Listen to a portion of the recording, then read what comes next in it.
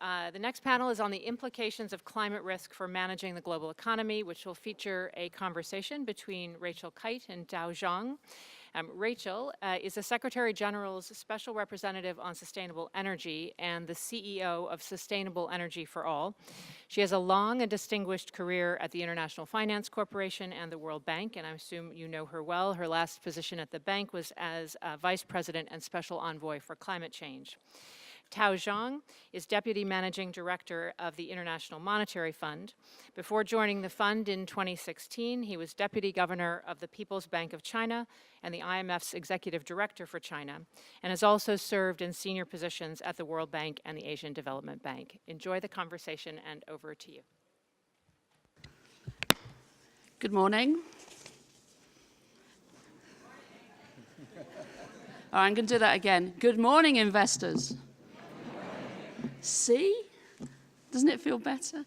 There's a couple of you that were in Davos, and you were still asleep, so I'm just checking. So I've been told by my dear beloved friends at Sirius that we're going to have to sort of concertina this chat a little bit. So you're going to hear very little from me. I have a lot to say, as I'm sure those of you who know me can imagine, but I'm going to use this time to talk to and interview my friend here. And I think it's important that we've got the IMF here.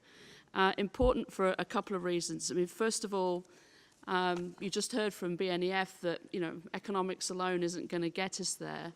We're going to have, you know, really directional policy. Well, you know, nobody stretches between the world of economics and theory and the actual policy implications better than the IMF. And of course, last year in the World Economic Outlook, for the first time, the IMF dedicated a whole chapter to climate risk.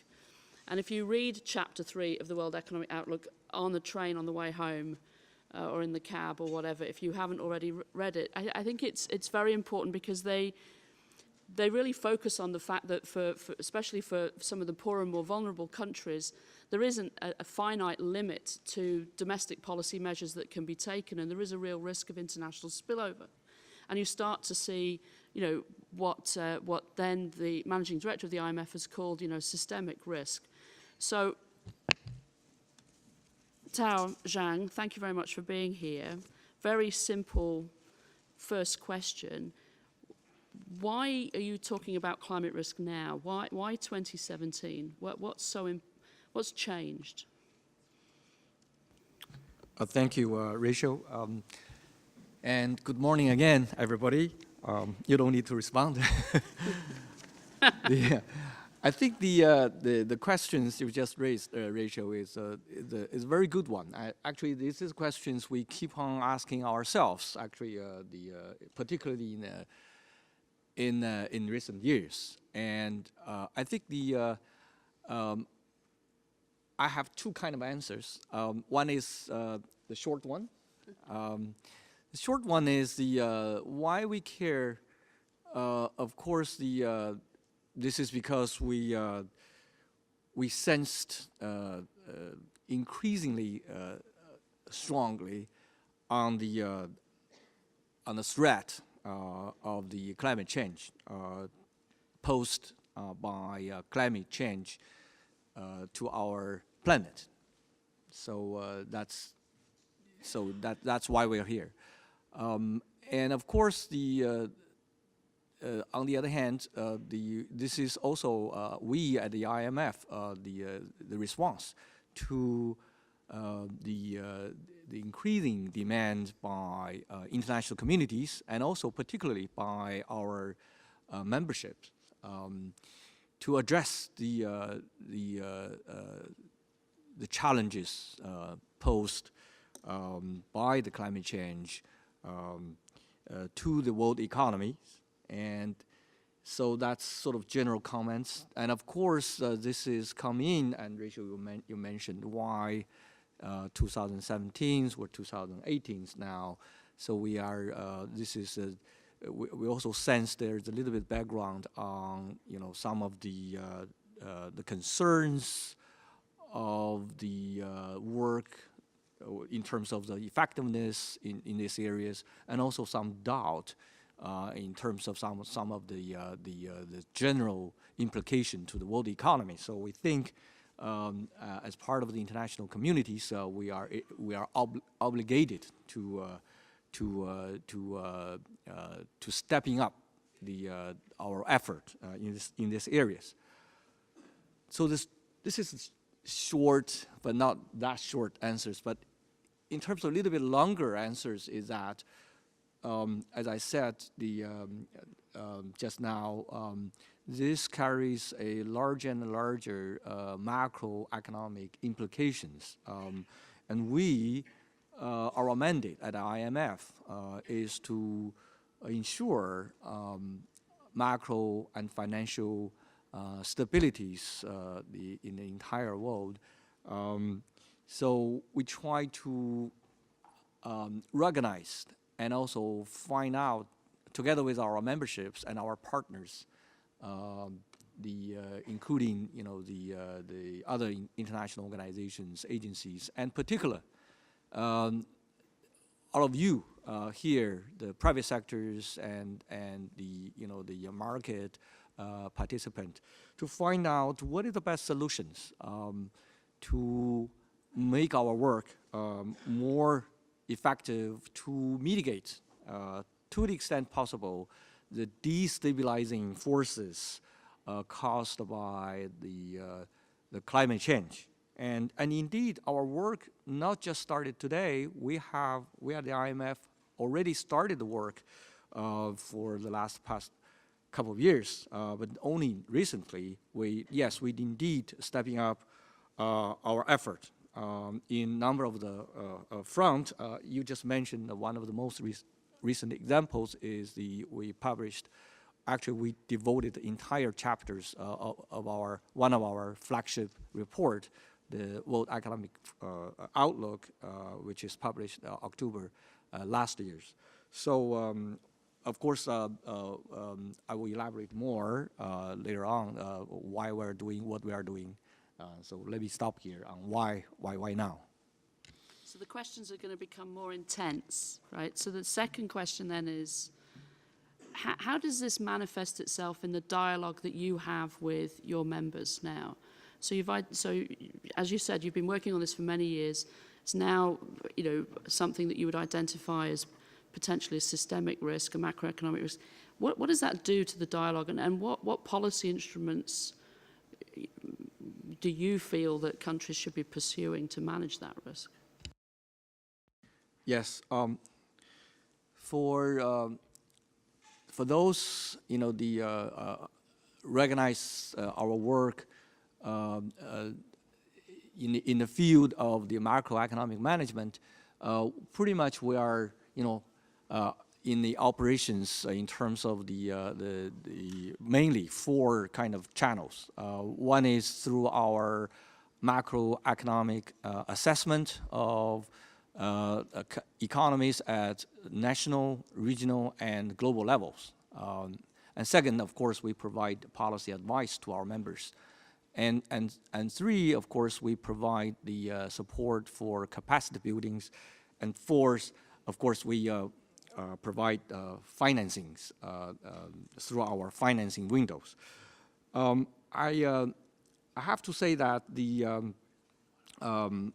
throughout our analysis, we, of course, first of all, we recognize the climate change has a global impact across all different groups of countries, including advanced economies, emerging market, and lower income countries. But these implications, the macro implications, is particularly sounding for the low-income countries, including those small island economies. So our work at this moment, at this stage, is pretty much focused on those mostly affected, most vulnerable group of the people or the countries. And in terms of the subject or the themes of our work, is pretty much focused on two aspects.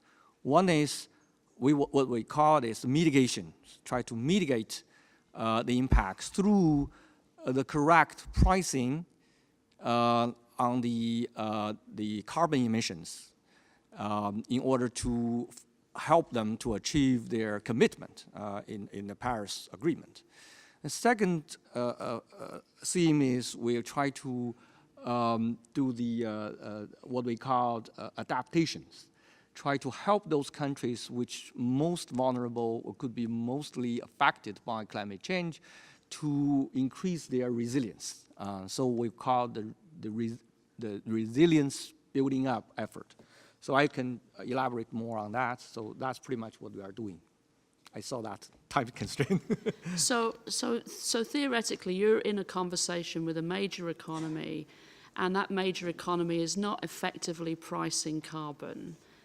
Are you going to start sort of clearing your throat in that conversation now and sort of trying to open that up in a more open, transparent dialogue? I think as I said earlier, our work, what we call this surveillance work, has been ongoing for a while, and particularly in recent years, and in these particular issues, we are trying to mainstreaming the dialogue or engagement with our members into the general framework of our surveillance. And as you know, this climate change work is concerns at the global levels, has strong implications in terms of the spillover impact across the borders. So in that sense, that pretty much justifiable for our dialogue with our memberships. You're right. Yes, the climate change being their sources of the countries of concerns in terms of the sources, and there are also countries of concerns in terms of the consequences. So that's why we're working on both sides, both fronts. One is on the emission side, try to cut the emissions. The other one is try to mitigate or build more resilience for those people who are mostly affected. So that's why. So we're getting very theatrical signals from the centre here that we should wind up.